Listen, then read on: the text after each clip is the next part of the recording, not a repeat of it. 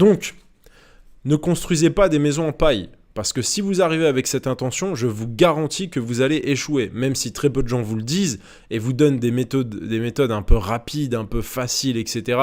pour ne pas trop vous compliquer l'esprit. Parce qu'ils savent qu'en fait, vous êtes du consommable. C'est-à-dire que les débutants en dropshipping, pour certains marketeurs, c'est du consommable. Pas pour moi. C'est-à-dire que moi, je me mets énormément de bâtons dans les roues. C'est-à-dire que je complique les choses parce que pour moi, c'est la réalité du terrain, donc je suis juste honnête dans ce que je dis, mais je complique énormément les choses. Et pour ceux qui essaieraient de me donner des leçons de copywriting ou on va dire de personal branding, les gars, je suis conscient de ce que je fais.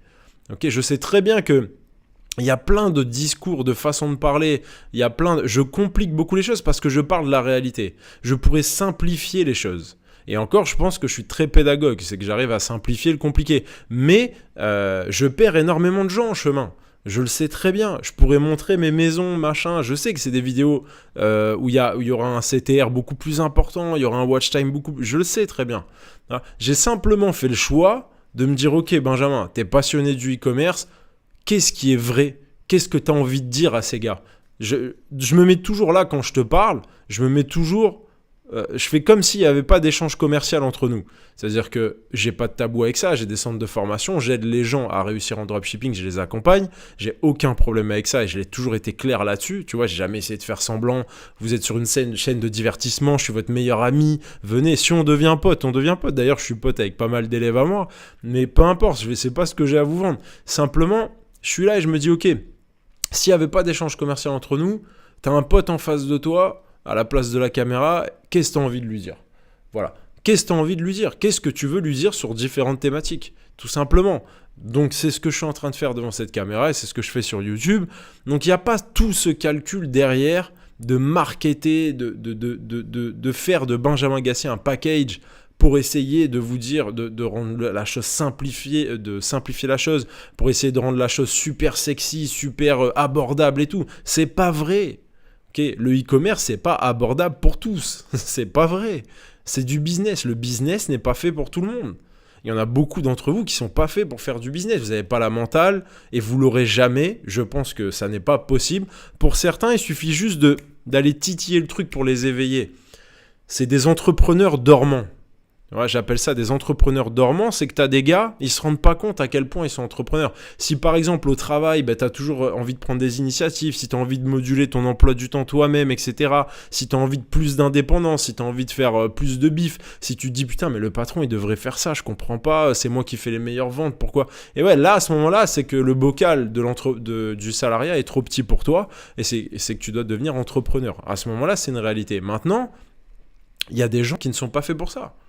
Okay, le mec qui râle parce que on lui demande de finir à 17h15 au lieu de 17h, le mec qui râle parce que machin, il travaille le samedi, vous n'êtes pas fait pour être entrepreneur. Un bon entrepreneur, c'est un ancien bon salarié.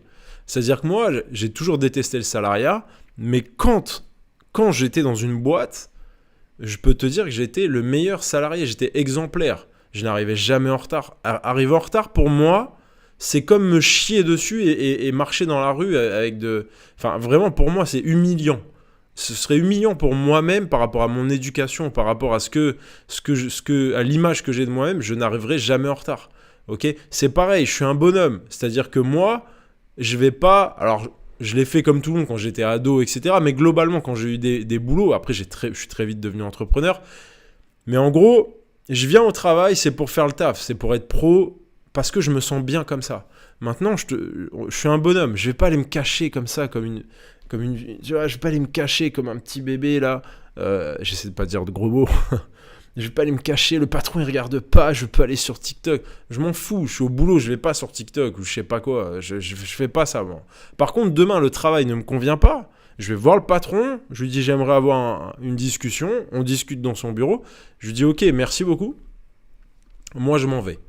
Et quand tu quittes un poste, là, tu peux plus te plaindre. Si tu veux être entrepreneur, il n'y a plus de plainte, c'est terminé, tu vois. Ça, c'est pareil, on ne te le dit pas. On te fait croire que devenir entrepreneur, ça va être facile, c'est devenir une rockstar, c'est easy.